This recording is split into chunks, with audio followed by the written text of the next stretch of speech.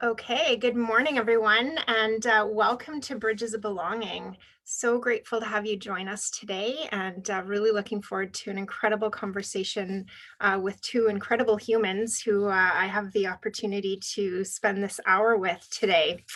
So I want to begin by acknowledging the traditional territories that I'm coming to you from today. And I know we have people joining from across the country, and just really want to take that moment to acknowledge the spaces you're on and these beautiful territories that have kept us safe and welcomed, particularly during our COVID year. So I'm coming to you today from the Coast Salish territories, home of the Wasanic, Esquimalt, and Songhees nations here in Greater Victoria. And again, just so grateful to live on such a beautiful space as a guest and to feel safe, welcomed, and supported during this year and the 25 years where I've been grateful to call this home. So we're going to begin today, as we typically do, with a reading. And so I'm going to just begin by sharing a reading from a book that I'm really enjoying these days, which is called Loving Sports When They Don't Love You Back, by two incredible women in the US, Jessica Luther and Kavitha Davidson. And so I'm going to begin by reading a piece out of their introduction, which I think just really sets the stage for today's conversation and for what we're going to dive into. The world of sports has long been an exclusionary space, barring athletes of color and/or women and/or LGBTQ plus athletes from competing. If these athletes do find a way in this exclusive part of our culture, they face harassment and often suffer from lack of resources. Any attempt they make to force sports to be more inclusive is branded negatively as bringing politics into games, casting blame upon those who are excluded for drawing attention to how the system was created and maintained unfairly, rather than turning the spotlight on those who built the system and thrive within its strictures.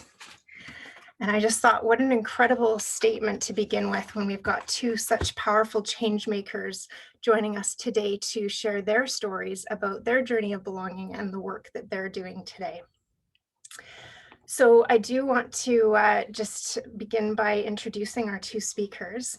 So we have Jennifer Walinga with us, Dr. Jennifer Walinga, and Jennifer's been an educator for 30 years. She's a member of Canada's Commonwealth, World, and Olympic gold medal rowing teams in 1983 and 1992.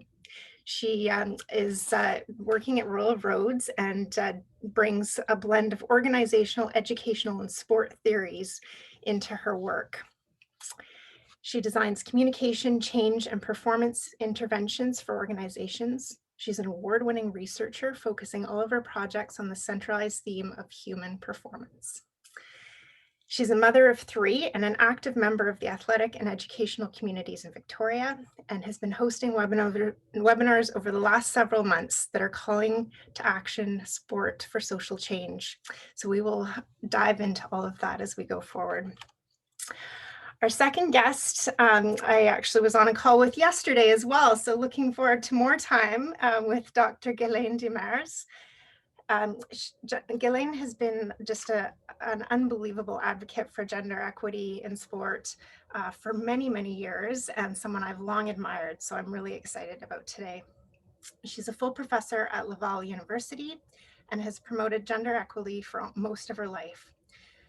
Over the years, she's become a go-to leader, researcher, and advocate for issues on women's education and gender equity in Quebec and Canadian sport.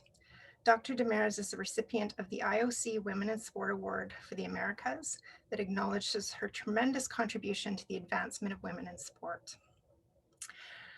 She continues to facilitate pan-Canadian solutions for building a more inclusive sport culture, and her most recent achievement is being awarded the first Gender Plus Equity in Sport in Canada Research Hub, following a national competition. She is now one of the Hub's co-directors.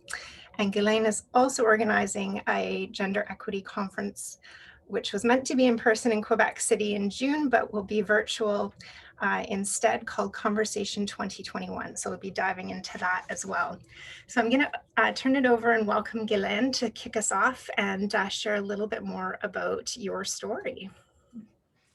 Oh, first of all, thanks, Andrea, for the invitation, and I'm honored to be with a wonderful woman, as Jennifer is a very inspiring woman.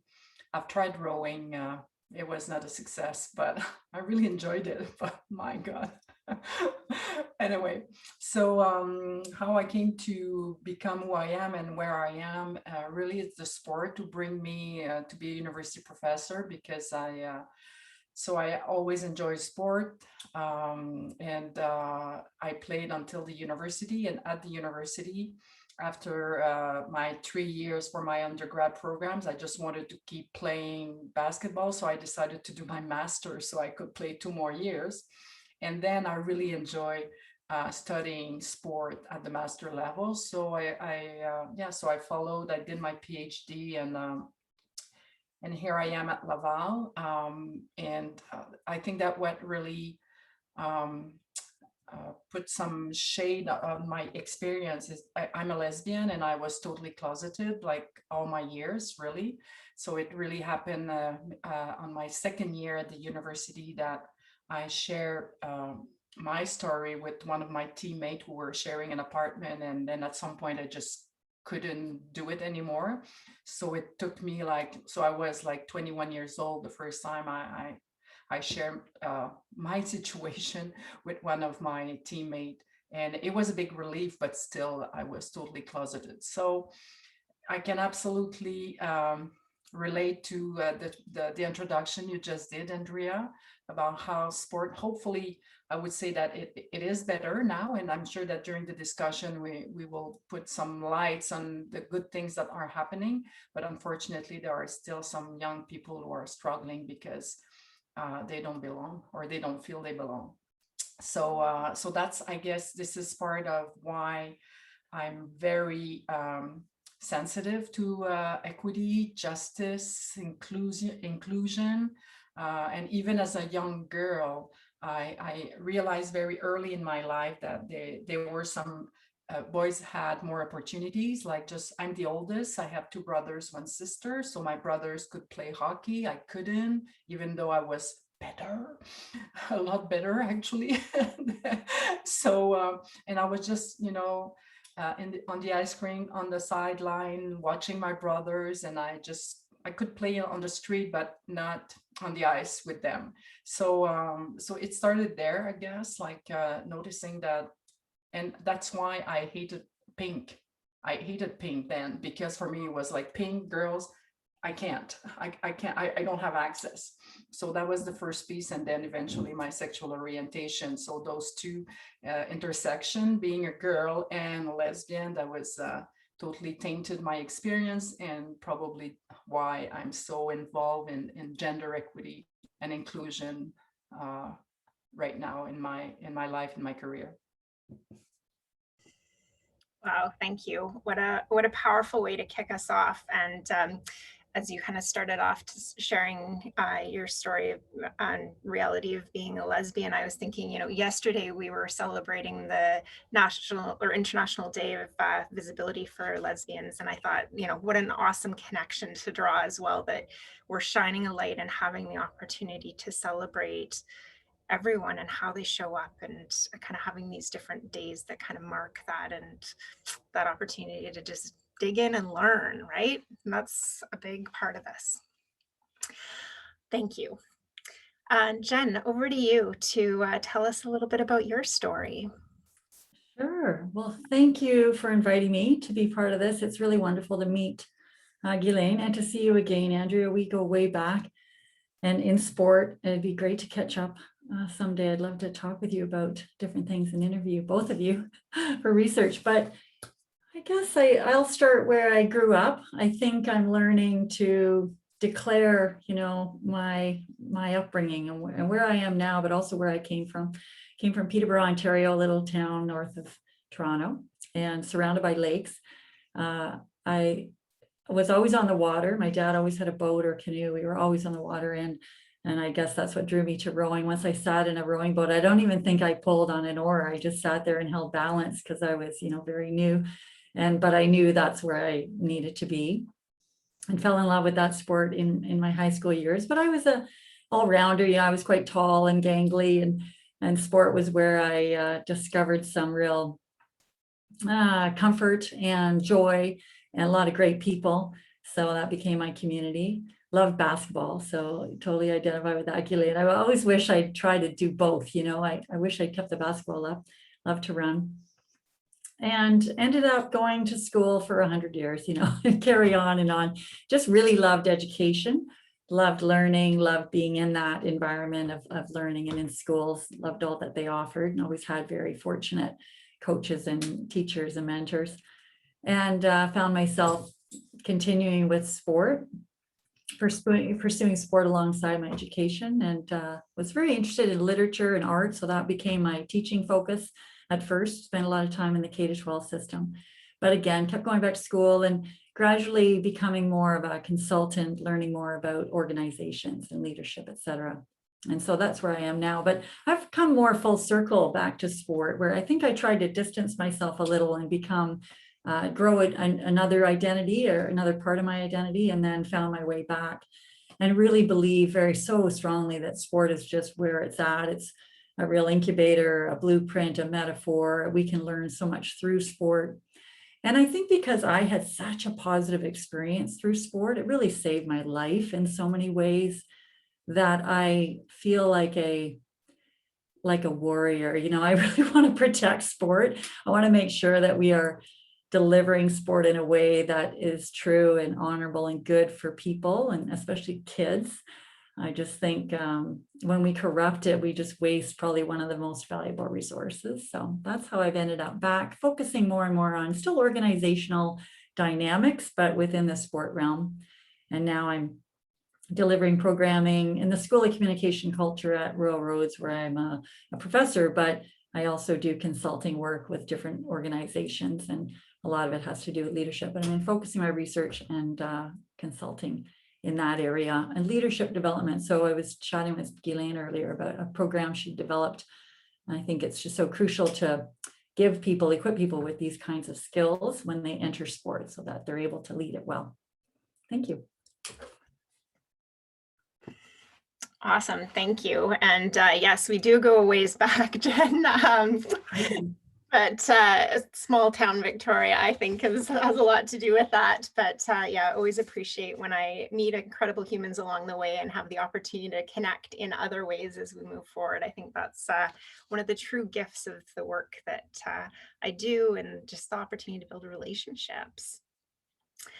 So I just wanted to connect into the comment you made around sport that's true and honorable. Like what just a beautiful sentiment to kind of resonate with as we go through this conversation today, because sport is at a very vulnerable time of its existence right now. I mean, we have sort of all of the impacts of COVID and what that's meaning in terms of sport organizations and their ability to survive, but also, they're wrestling with how they really embrace diversity and support different identities to be a part of systems that have traditionally excluded them. And then we layer on the safe sport piece, which, Jen, I know you've been wrestling with a lot lately. So there's just like all of these pieces coming at sport. And then on the flip side, we see from some of the surveys that Jumpstart's just done, and Kids Sport Victoria just did one looking at the mental health impacts of COVID and how much kids need sport as a place to be, to belong, to have an outlet, to connect, to build all of the amazing things we know from mental and physical supports that sport brings. So it's such an interesting time for our sports system, I think. So I want to have a conversation about your journeys of belonging. So I actually want to begin with you each sharing, and this is a vulnerable conversation, a time when you didn't belong and what that looked like and felt like for you. So Guylaine, we'll go back to you and have you kick us off with that. Well, I think that the first thing is that you just couldn't be yourself. You just can't. It's just it's like you realize, like I'm 57, so of course if you go back like, oh my god, 45 years ago, I'm that old.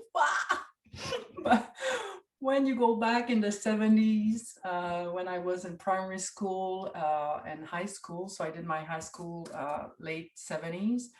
So I didn't know any lesbian or homosexual. Like the only thing that we knew about that community is really the really bad, sad stories that would be in the newspaper, or the picture you would see were really uh, uh, degrading. Is it the word in English? Oui.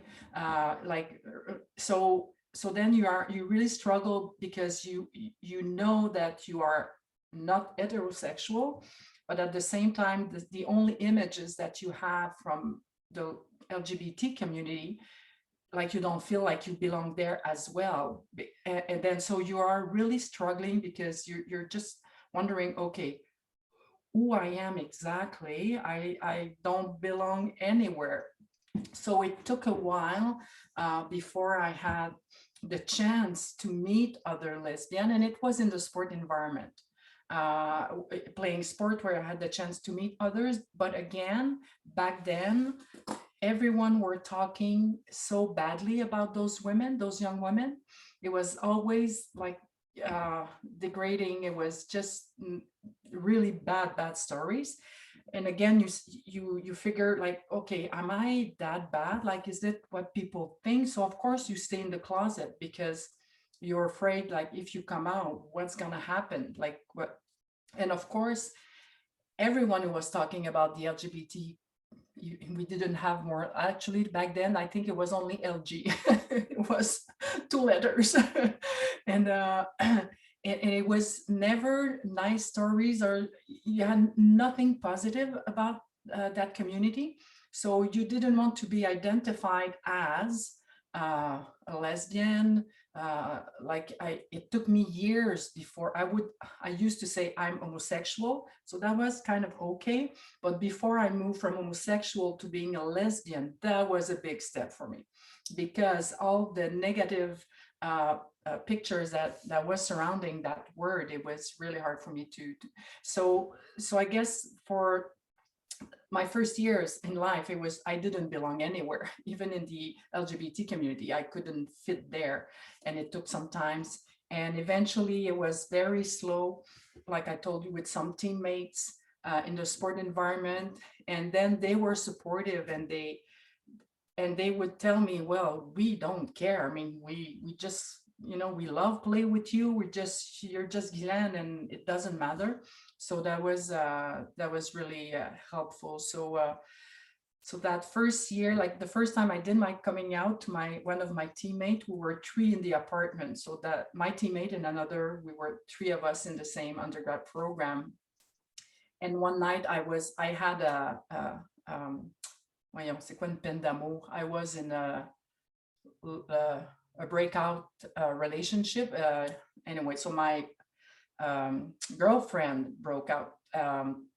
But of course, when we were in the gym, and suddenly I was very sad, and I would say, oh, Richard left me. So there's no way I was going to say Louise left me. It was Richard left me. But at some point in the apartment one night, I was so sad and I was crying. So I wrote on a piece of paper, it's not Richard, it's Louise who left me. And I took the paper, went in the kitchen, throw the paper, went back in my room. And my 2 teammates came into my room and said, relax, it's so cool, we don't care. And I was like, really? So that year, it was like, okay, I'll say every Wednesday night we were smoking, and we were just talking about my relationship with women and their relationship with men. And so that year, it was a free therapy. It was just amazing. And basically it saved my life, really, because I was at a point where do I belong? Where is it? Can I just be myself? Thank you. Wow, what an incredibly powerful story, and to just have that support in coming out to your roommates. Yeah, massive for you.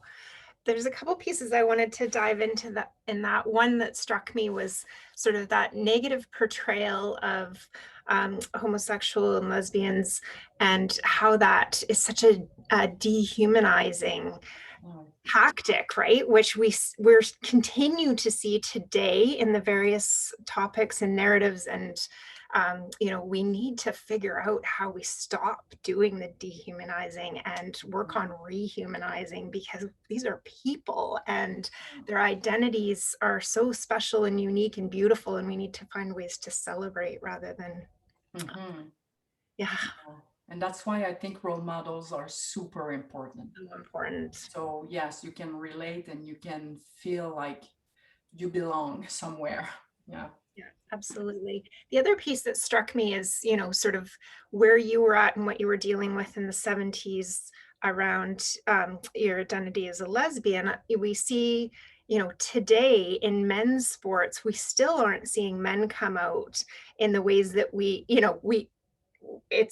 it's there, but no one's talking about it. They're not coming out, especially in pro teams yet. And so, we're so far behind in that culture, finding ways to navigate and be supportive of men who are homosexual in sport. Absolutely. Yeah. Because I think, sport has always been the best vehicle to develop real men. And being a real man, it's anything but being a gay man. So it's so that this is one of the reasons I think that it is so hard, because sport is still a vehicle for making sure that our little boys will be strong and aggressive, competitive, and they cannot show any emotion. You don't cry, boys don't cry, and it's still happening right now. So no wonder that at some point you just keep being who the society is expecting you to become as a boy and eventually as a man. Absolutely. Well, and that toxic masculinity, but I think, Jen, I'm going to leap to you, because to me, that's traits we've seen in leadership as well. And I think it's shifting. Like, I think we're going to see that change, but I'm super interested, when this is your area of study, Jen, around leadership and culture, what you're seeing and how that's connecting. And we will come back to your not belonging story, but I wanted to dive there first. Yeah, I love that. I love just kind of bouncing along where the thread goes, right? That's great, because that's where my head was going as well. This idea that toxic masculinity, and a friend of mine, Jen Fraser, calls it the myth of machismo, or an infatuation with violence. It's something we really do need to wrestle to the ground. And I actually think of it more as we need to evolve beyond, because it's quite Neanderthal. We don't need to rely on this strange conceptualization of power anymore. It is what excludes so many people. The only way you can have this kind of monistic or hierarchical structure is if others are lesser, right, and oppressed somehow. So, but why do we need that? We don't. We can operate like we both experienced as a team, where everybody contributes equally. And whether it's shifting, it's funny, I was reflecting on this.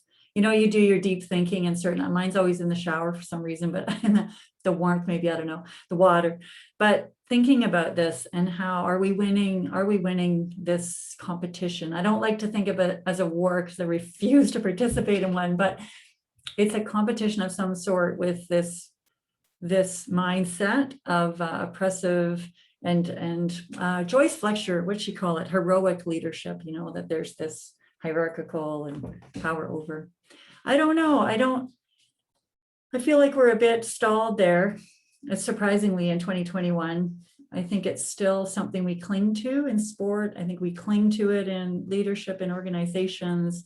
I think part of it is just fatigue. We kind of default to what is the norm. But it has to go. It's just too painful and too harmful. And we need to evolve to a place where we can actually be inclusive and operate as a diverse team. It's possible. We've all experienced it. And let go of this strange idea that it has to be the one powerful leader. Yeah. It's my rant for the day, I guess. No, I love it. I think we're going to have a whole conversation about that and look at a research project around that or something, because in the work we're doing with organizations, it's so dependent on the leaders buying into new ways of operating and thinking about how we elevate those that haven't had the opportunities. So we have to go there. And I'm going to come back to something I said a minute ago, like to us, it's about that rehumanizing and figuring out how we do things in a very different way and bring it back to people as being the core of each of our success. And if each person's successful, it makes all of us more successful. And you look at how long it took us to move Trump along, right? How hard he hung on. And that's the danger, is once it's entrenched, who's going to give up that kind of power? And then, the old adage, it corrupts absolutely, but it becomes almost an illness, right? So we need to be very, very intentional, which I do have faith in. And you see the waves of change all through history, but I do have faith that people are committing, people like yourself and Guylaine and others are really committing to being intentional about this change. So we have to have faith. Yeah, and we got to work together. Power in numbers and shifting the dynamics. So Jen, let's come back to your story of not belonging, and if you're open to sharing that with us. Absolutely. Reflecting on this, I think a couple things jumped up for me. I remember, as a kid, realizing poverty was a big one. We were very poor, single mom, 4 kids, and alcoholic father, and never really had anything. We didn't care, but I quickly noticed that I'd have to rely on my intelligence and something else, hopefully. But I became very involved I loved reading and loved school. So I just really focused in on that because I knew I didn't have these other advantages. But I quickly, again, through my teens, realized that I was on the outs, that unless you were kind of born in a certain position, especially in a little town, you really weren't going to have the same opportunities or acknowledgement. So that was interesting. And that's where, when I found sport, it seemed to just erase all that. Sport seemed to be a real leveling field. So that was wonderful. And it felt like you could show up and have a contribution, and that's all that mattered.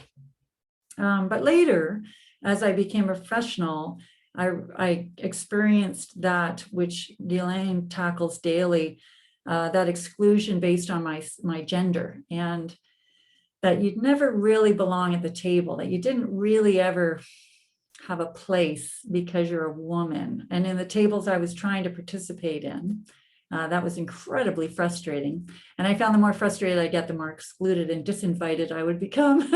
So I had to manage that and be a little political, I guess.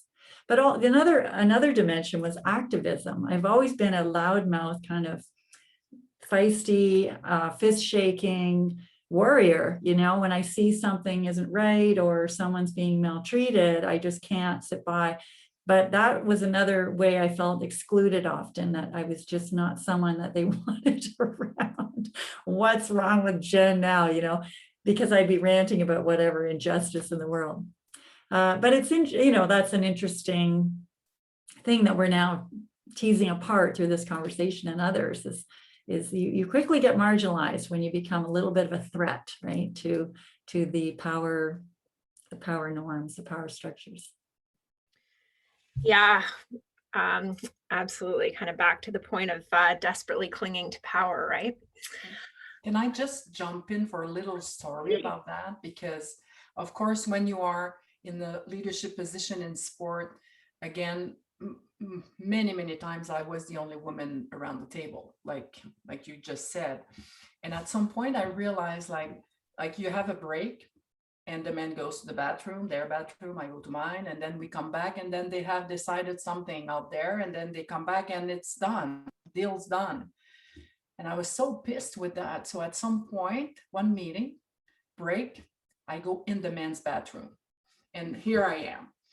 And they were like, well, what are you doing? Well, looks like this is where the decisions are made. So I want to be part of it.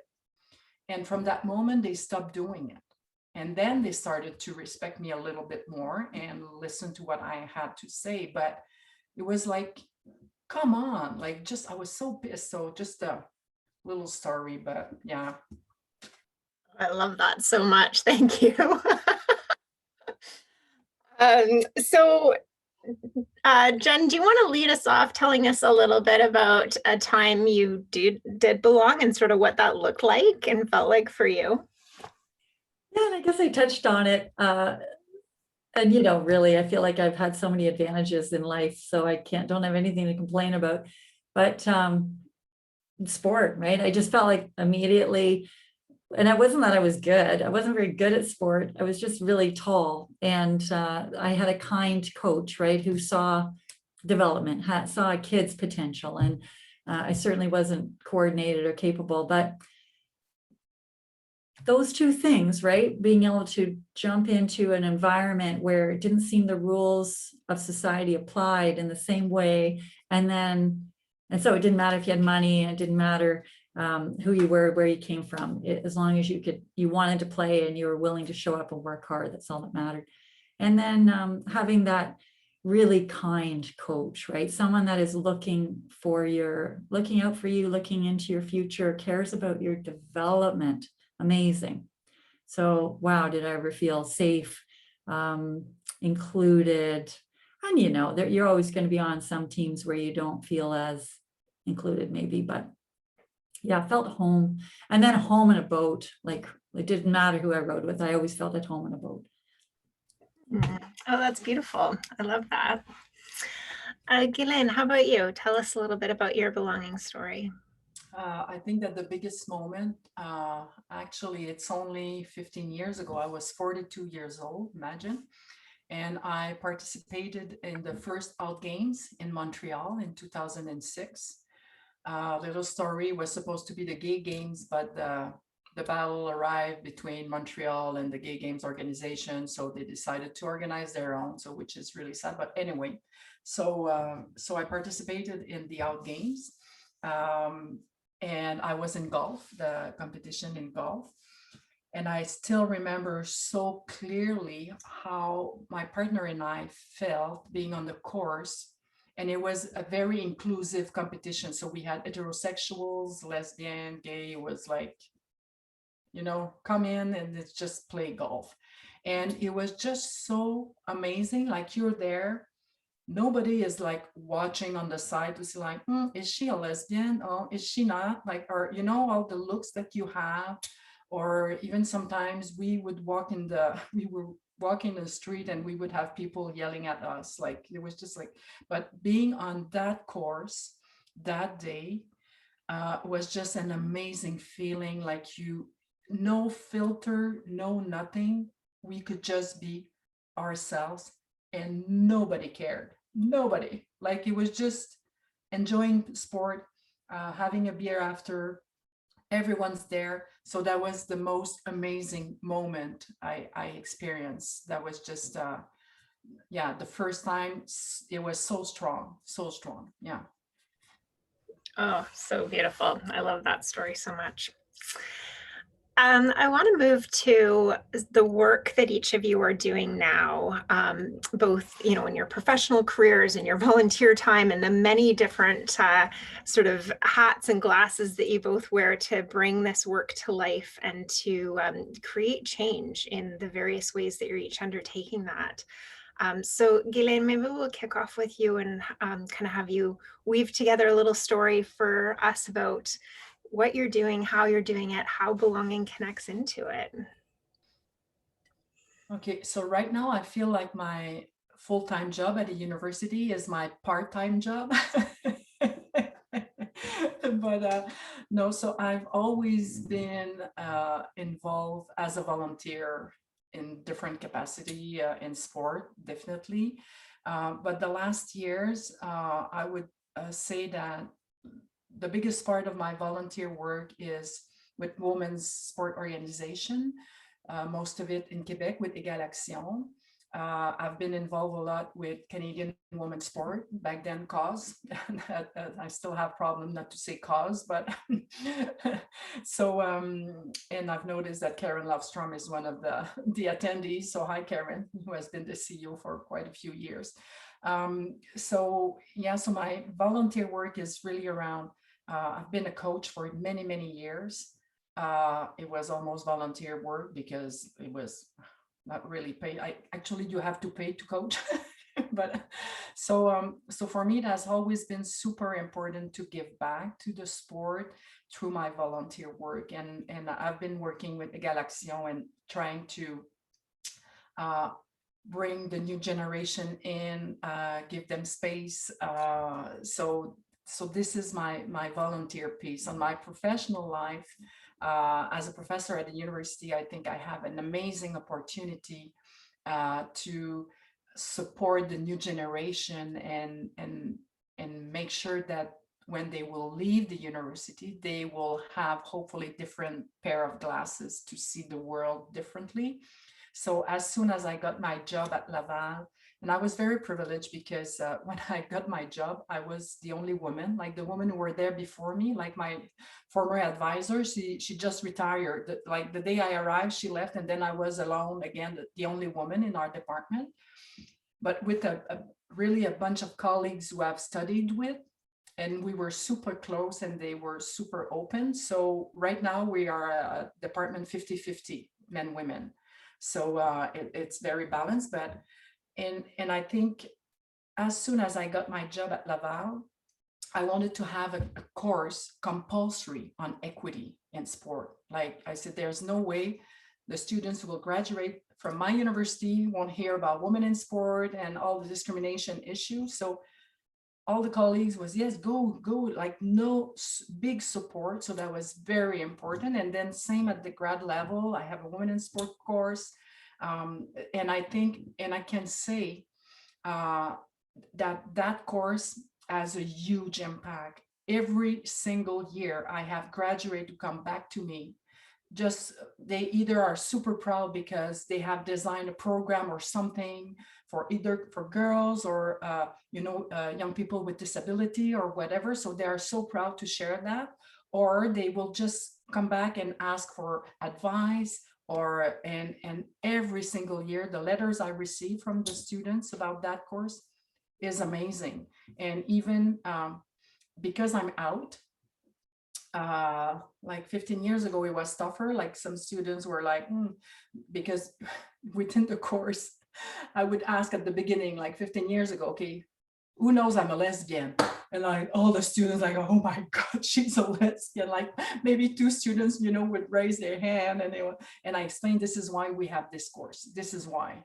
And now I don't ask the question because like the last time I asked, they all raised their hand and the two who didn't look at each other. How come we didn't know? Like it was just, so now it's really part of who I am. And they know in our department, it's inclusive space. And I have letters from students who would tell you thank you, or they will come out to me secretly, or they will, oh, my brother is gay, so thank you. Because so I think being a university professor gives me that opportunity to influence the next generation, so they will become coaches, hopefully with a better sense of inclusion. And yes, I'll stop there. I can't talk forever. Sorry. No, I love it. That's great. And we had a comment in the chat that it's a great course. So yeah, I wish I'd had a course like that in my undergrad, because I feel like, I kind of ventured into the sport physical activity world and then started to realize all of the areas that needed focus and attention to ensure that we had a more equitable system. And yeah, I didn't graduate with sort of the tools or resources to start to do that work. But as I've had the great opportunity over the last couple of decades to really learn, I continue to start to grow that. So I actually started a girls only program in January, Guylaine, in the middle of a pandemic. We have 21 girls cohorted. Great timing. I know, right? We're doing 6 different sports over 5 months. So yeah, it's been a really magical opportunity. Jen, I want to flip to you and for you to share about sort of your career path, volunteer path, and how you're weaving all of these pieces together for you. I think I'm fighting for good sport, trying to build better sport like so many people are in our community. And that gives me energy and a sort of positive hope. But at the same time, you have to be fighting the sport that is destructive and harming. So really great to see so much change, thanks to people like Guylaine, Gretchen Kerr. I've just been, following this beautiful community of women who are working so hard for change. Lorraine Lafreniere at CAC just, got that UCCMS moving through, so many people just pushing that forward quickly. And now we have the language, right? And we have this policy document that can help us battle the forces of evil in sport, really, that are doing harm to sport, to athletes, to people in sport. So I feel like I have kind of a dual side going on right now, trying to build sport through research. I have this amazing team of young scholars who are, either working on their masters or their PhDs and trying to link arms as a community. So just like you were saying, Andrew, we all have to work on it together. And I'm definitely taking notes from the models that people like Guylaine and Gretchen are creating. And linking arms. I think that's just so crucial, trying to connect. Penny Werther's always been a great mentor and someone I really look up to. And so that's been great. A lot of time lately spent understanding bullying in sport, maltreatment in sport. So of course, very concerned with the sexual abuse and the stories that are all coming out in a huge wave, which is good and terrible at the same time. But drawing attention to the problem, but also then pushing like Erin Wilson's doing right now around the psychological maltreatment and really understanding how that works, how it comes to be. There's a lot of great work being done in that area to understand the governance that is behind something like that, a problem. And it all links back to power and toxic ways of thinking that are very dehumanizing, frankly, right? And bullying, if we just call all of psychological maltreatment one name, bullying is really about excluding, right? So as soon as you start venturing into drop and give me 20, like that pushes someone out of the group. There are so many other ways to respond to, a need for correction. A kid shows up late to practice or something. There are really inclusive ways to address that and educate the kid but bring them back into the community. But not by excluding them, because exclusion can then just start to spiral right out of control into something super damaging. So yeah, I've been delving into all of that and really interested because of the work I do in organizations on the dynamics that lead to, but also can proactively prevent something like bullying, harassment, maltreatment of any kind in sport from happening. And leadership, of course, plays a huge role in there. So lots of little studies underway with my students, and interest in building communities. It's actually easier during COVID in some ways, hey? All these kind of connections are happening more quickly and easily. So that's been wonderful.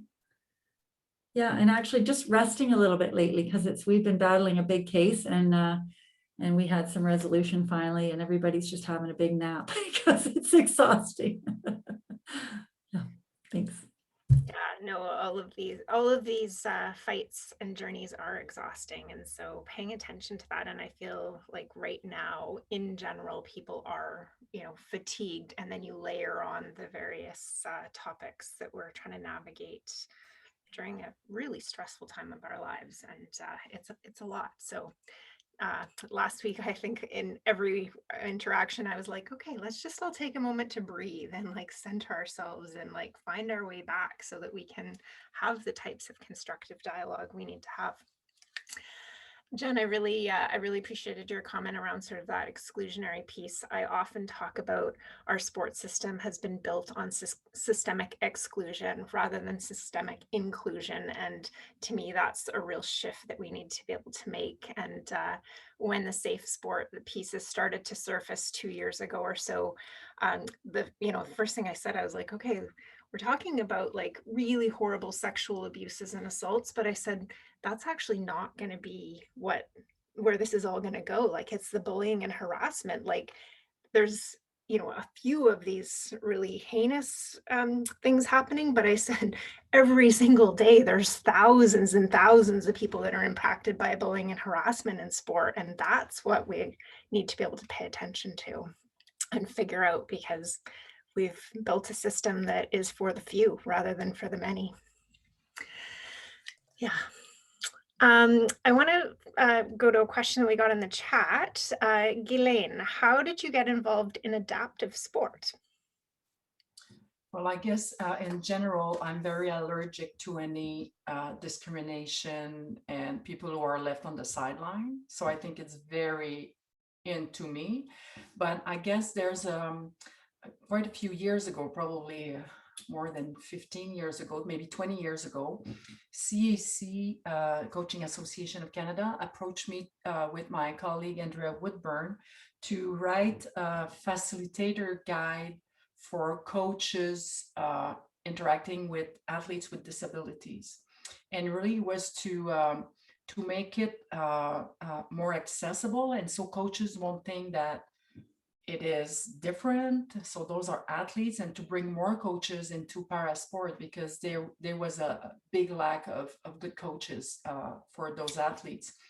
And when I was working on that guide, I've learned a lot myself, because I was in contact with different people who were working, especially, of course, I will forget his name. He's a great coach. He's at Université de Sherbrooke. But anyway, and so I got in contact with those amazing people who were working really hard to make that environment as good for para athletes. So I think that was a key moment for me. And then when I became a professor, for sure in the equity and sport class, we have a section with athletes with disability. I always have them coming into my class because we do have athletes with disability within our university. So people don't realize that. But yeah, so I think yes, but baseline, it was there. Like, I hate when it's justice is so important to me. So important. Yeah. Yeah, thank you for that.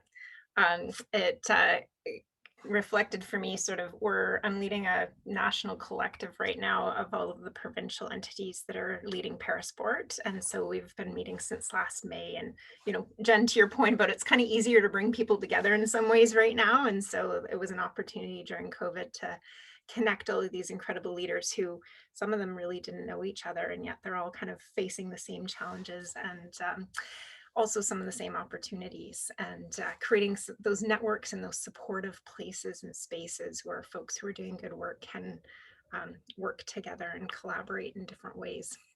So that was just resonating with me. The next question we've gotten in the chat box is one piece of advice you'd share with young people, grades 6 to 8, who are training to be leaders. So I'll give each of you an opportunity to answer that question, then we'll circle to sort of our wrap-up questions for the day. So Guylaine, do you want to lead? Sure. I think well, I'm lucky to have nieces around me, and one of them is more feminist than I am. My brother-in-law is discouraged.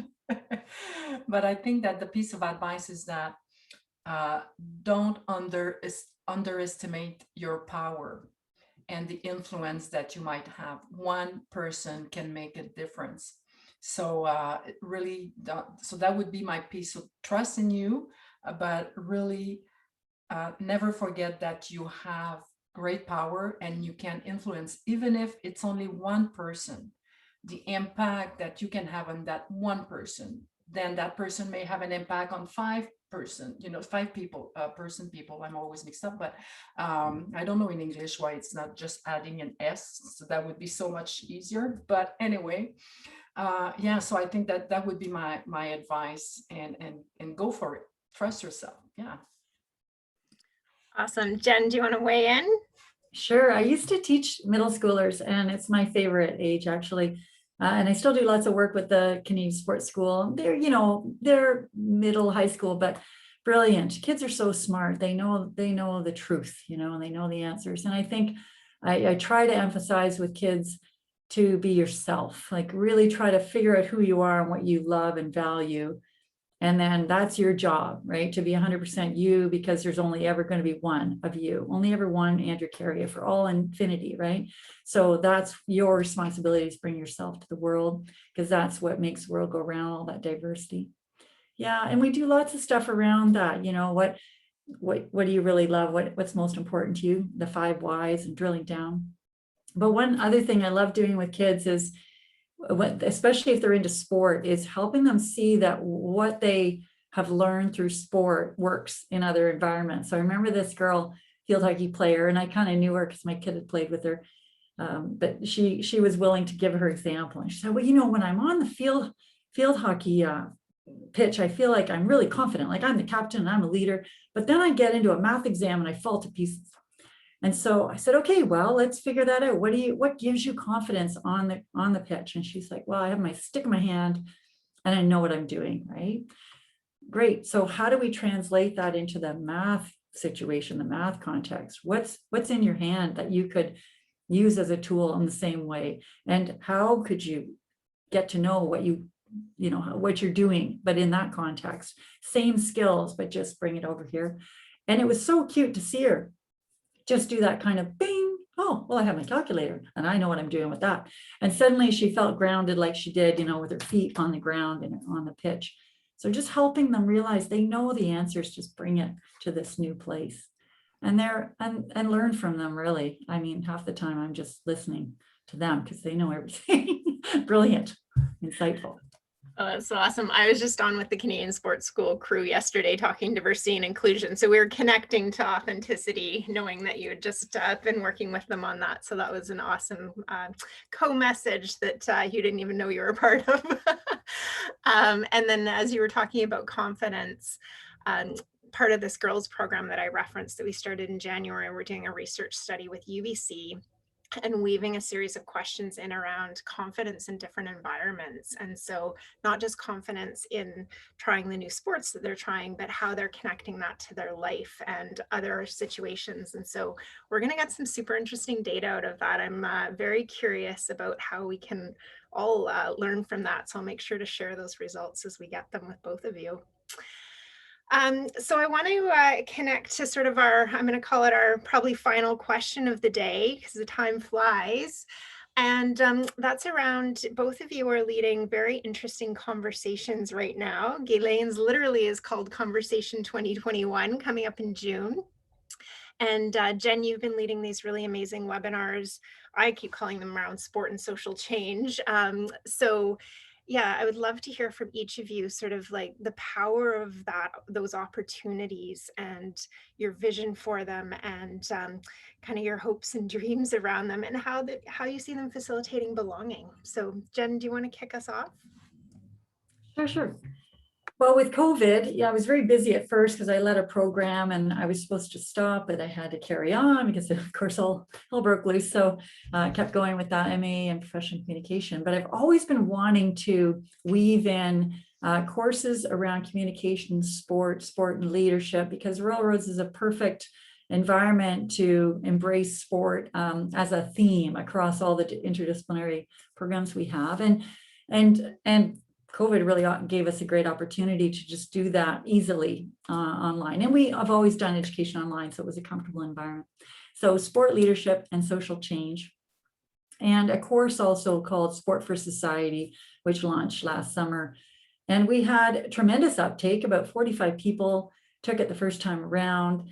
And it just seemed to be a really fun course for people because we could talk about something we were passionate, but then still link it to whatever program they happen to be coming from, very interdisciplinary, which is powerful. The webinar series, I think we'll just carry on, actually. It was supposed to be, a 3-month thing or a 4-month thing, and then it just gained momentum. And I ended up always having a few too many people to include on the panel. So then I would have bonus reels and do these interviews. But we've discussed gender equity, and we've talked about sport and its impact on culture. Safe sport has been a huge topic for sure. We had Nancy Hogshead-Makar, and the gender topic actually warranted. I think we've had a couple of webinars on that one now. And then next month on May 5th, I think it is. We have one on diversity and inclusion, and Marnie will be on that, Marnie McBean and Stephanie Dixon looking at para sport. And we've got John Lyle, who's responsible for Thunder Rugby here. He's an Indigenous. And I think it'll just be a great conversation about the different barriers that people face and how can we fix it, you know, because we're all talking about it now with Black Lives Matter. It's been a huge wave of momentum, but so we're talking and making statements and, you know, we've got this anti-racism committee at Row Roads, but I think, okay, well, what are we going to do? What are we going to change so that we can actually start opening up those doors and pushing those barriers back down? That's it. Thank you. Awesome. Thank you. Guylaine, over to you to talk about Conversation 2021. Yeah, sure. So this adventure started with Penny Wertner and Marianne Lay. So we were having a glass of wine and we were kind of tired about hearing of the problems that we were facing for women in sport. And we said, okay, can we do something and focus on solutions for once? So in 2015, Conversation happened. And then the second one, and it was just a great moment because we were really focusing on solutions, and I actually worked with a company called In Solution Mode, En Mode Solution. So this is really what they're doing, and so people were really excited about the process and how we came up with, you know, tons of solutions and research questions even for grad students. And so people kept asking me, so when is the next one? I said, well, you know, I'm doing it like on my own kind of, and I'm running after money and stuff. So anyway, I think there was a huge impact of the first conversation that brings different working groups from the government for girls and women in sports. So it started there actually. And so I was supposed to have the second one last summer. And then, so it's this summer in June, it will be virtual. But the good, and I would say the biggest change between what happened in 2015 and what's going to happen in June is all that piece around inclusion and diversity. If you just remember, just 6 years ago, we were there talking about finding solutions, but nobody really talked about diversity back then. It was just like, you know, even when you look at the picture of the group, very few women of color, one woman in wheelchair, probably a bunch of lesbians, let's say it. But other than that, like, so that was the diversity piece. But this time it's everywhere. So just the first day we have wonderful sessions, like one of the hosts, Andrea, will actually do it. She accept to trust me and jump in. Hopefully you have a parachute. But I'll try to give you one before you jump. But yeah, so so we have different, which is called Discovery 10 sessions, where people can learn, you know, from Indigenous, from Black women, women with disability, and we do have bonfires. So it's really discussion. So I wanted to give a voice to those who are silenced in our sports system. So we have bonfires with Indigenous, Black people with disability, and Dina Bellarush, probably many of you know, will organize a bonfire called Cultural Humility.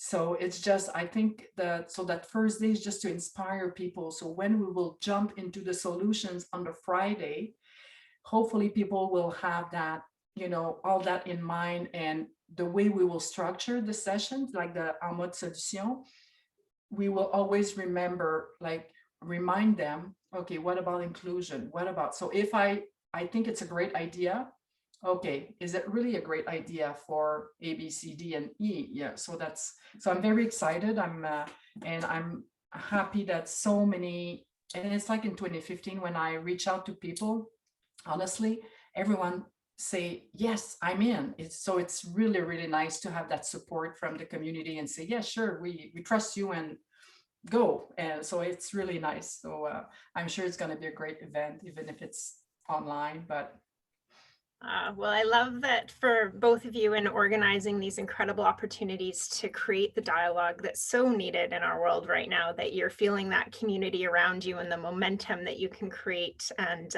to a point that came up earlier, like, one person can make a difference, and each of you are making a difference. So I'm personally grateful, and just really appreciate the opportunity to connect with each of you today and to share your stories. I think sharing our stories is such a powerful way for us to move forward, navigating some of these spaces and figuring out how we do better and we support others to let go of some of their power and invite in the vulnerability that we really need today. So thank you both so much for being here and for being part of my life in various ways, and really excited about the next opportunities to do more work together as we go forward. So thank you. Merci, Andrea. Thanks for the invitation. Thank And thanks you. everyone who attended. Mhm. Yes. Thank you, So- everybody.